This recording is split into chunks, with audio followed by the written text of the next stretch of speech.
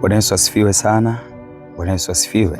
Ninamshukuru Mungu kwa ajili yako, kwa nafasi ya baraka ambayo amenipa tena kuzungumza na wewe ambaye umekuwa ukimwamini Mungu kwa mambo makubwa. Umekuwa ukiwa mwaminifu sana mbele za Mungu, lakini kuna mambo umekuwa ukimwomba Mungu mara kwa mara na yamekuwa hayajibiwi kwa wakati mwingine. Kuna mambo umekuwa ukimwomba Mungu hayatokei, lakini bado imani yako kwa Mungu ni kubwa. Lakini kuna wakati kama mwanadamu umekuta ukikata tamaa au kiacha kuomba juu ya jambo lile. Nataka nikwambie kitu kimoja, kwamba haupaswi kuacha kile ambacho umekianza kukitafuta mbele za Mungu. Biblia inasema mtakusudia neno nalo litathibitika.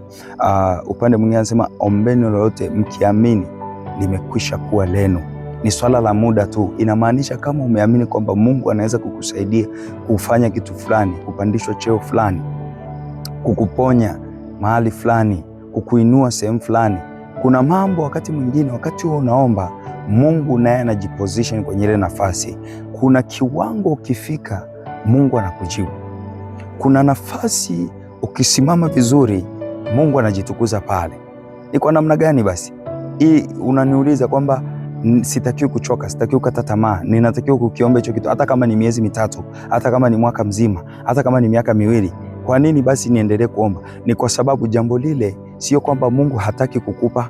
Jambo lile sio kwamba Mungu anachelewa kufanya kwa sababu eti wewe hustahili. No, ni kwa sababu katika lile Mungu naye pia ana ajenda yake.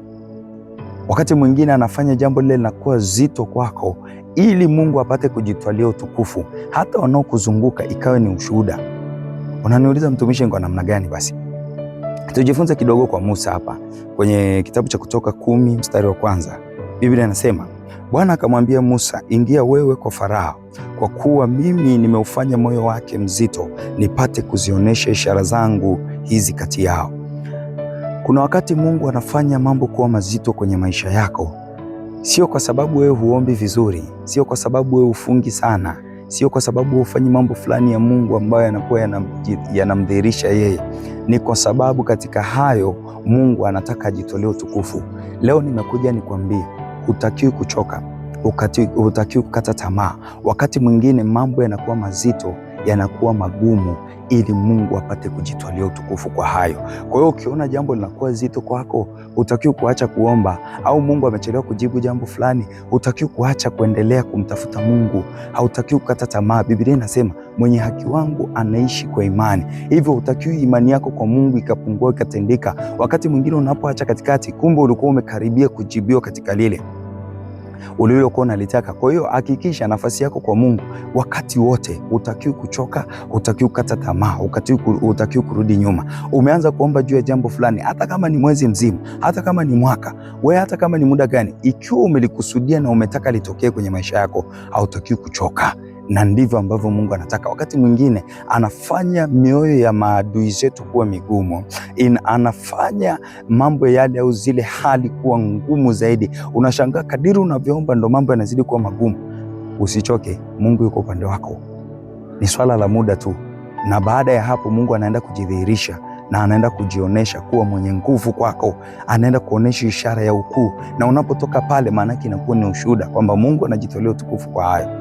Funika macho yako tuombe. Baba, katika jina la Yesu, ninaomba neema yako juu ya mtumishi wako huyu ambaye amekuamini kwa muda mrefu, lakini wakati mwingine amekuwa akifanya mambo ya kiimani, kuomba, kufunga, lakini amekuwa akiishi njiani akidhani kwamba Mungu wewe usikii, au Mungu wakati huo yeye hastahili kupokea hayo. Neema yako ikadhihirike kwake, ukampe nguvu, ukampe kusimama kwa nafasi yake katika jina la Yesu Kristo wa Nazareti.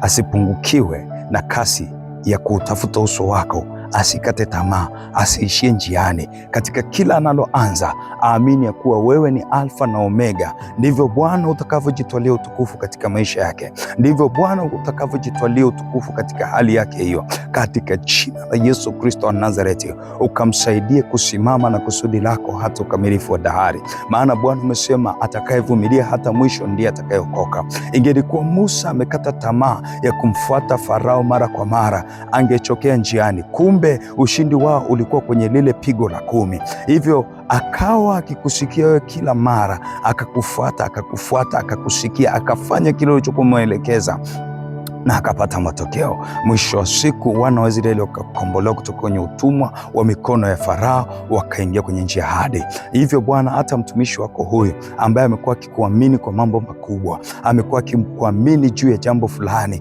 amekuwa akiomba mara kwa mara, Baba usikawie, nguvu isipunguke ndani yake. Katika ile hatua ambayo umekusudia Bwana kumjibu, aifikirie Bwana, asiishie njiani, ili Bwana ukapate kujitukuza kwa maisha yake, katika jina la Yesu Kristo, amen.